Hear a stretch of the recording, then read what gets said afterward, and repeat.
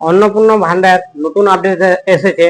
নতুন আপডেট এটা অন্নপূর্ণার ভান্ডার যারা 3,000 টাকা দেবে বলছে 1 জুন থেকে। এখন নতুন আপডেট এসেছে। নতুন আপডেট দ্বারা মানে তোমার অনলাইন পোর্টাল লঞ্চ হয়ে গেছে। অনলাইন এবং অফলাইন দুটোর মাধ্যমে বলবো যে অনলাইনে করলে কি কি লাগবে এবং অফলাইনে করলে কি কি লাগবে। অনলাইন একদম খুবই সহজ পদ্ধতিতে করবে, একদম মানে হার্ড করবে না, এরকম সহজ পদ্ধতিতে করবে যারা তোমার সবাই মানে ঘরে বসে করতে পারো।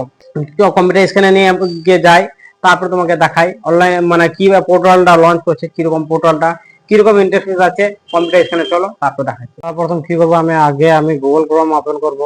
যা তোমার মোবাইল দিয়ে করছো, থ্রি ডট ক্লিক করার পর মোবাইলে থ্রি ডট ক্লিক করার পর ডেস্কটপ সাইট ওপেন করে না আগে।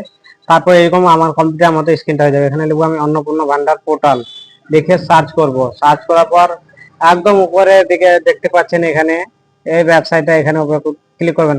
নিচে কোনো এই ওয়েবসাইটে ক্লিক করবেন না, ওই ওয়েবসাইটে ক্লিক করার পর অন্নপূর্ণা ভান্ডার স্কিম এখানে ক্লিক করবেন। ক্লিক করার পর এখানে চলে আসবে ইন্টারফেসটা এরকম। তারপর নিচের দিকে আসবেন, দেখাচ্ছি তোমাকে এখানে কি বলছে, স্কিম ওপেন। তারপর নিচের দিকে আসবেন, অন্নপূর্ণা ভান্ডার যার দ্বারা 3,000 টাকা দেওয়া হবে। এখানে লেখা আছে অন্নপূর্ণা ভান্ডার স্কিম 3,000 টাকা এখানে দেওয়া লেখা আছে। এবং নিচের দিকে আসবেন, আসার পর আমি দেখাচ্ছি কি কি ডকুমেন্ট লাগতে পারে তোমাদেরকে। সর্বপ্রথম আপনি কি করবেন, কবে থেকে এটা চালু হবে দেখে নেন।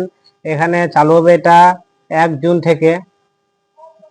কত টাকা দিবে, 3,000 টাকা দিবে। এটা অনলি ওয়েস্ট বেঙ্গলের জন্য। অনলাইন এবং অফলাইন দুটো পদ্ধতির মাধ্যমে করতে পারবেন। তারপর নিচের দিকে আসবেন, তোমাকে দেখাই দিচ্ছি আমি কি কি ডকুমেন্ট লাগতে পারে। আসবেন, আসার পরে এখানে দেখবেন রিকোয়ারমেন্ট ডকুমেন্ট, এখানে আছে রিকোয়ারমেন্ট ডকুমেন্ট। লেখার পর একটা নোট লেখা আছে, তোমরা চাইলে এটা পড়তে পারো। তার কি কি ডকুমেন্ট লাগবে, আগে লাগবে আধার কার্ড, তারপর কি লাগবে রিটার্ন প্রুফ লাগবে, তারপর কি লাগবে ব্যাংক পাসবুক, ইনকাম সার্টিফিকেট, তারপর কি লাগবে পাসপোর্ট সাইজ ফটো এবং মোবাইল নাম্বার লাগবে এবং এনি অ্যাটাচমেন্ট ডকুমেন্ট।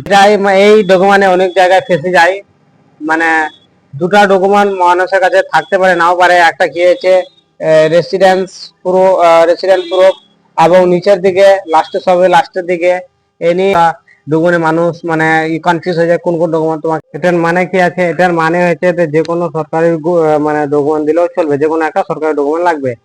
আর মেন কি এটাতে 2 নম্বর এটাতে রেসিডেন্ট প্রুফ। এটা কি হচ্ছে, এটা পঞ্চায়েত যে রেসিডেন্টটা হয় সেই রেসিডেন্টটা লাগবে।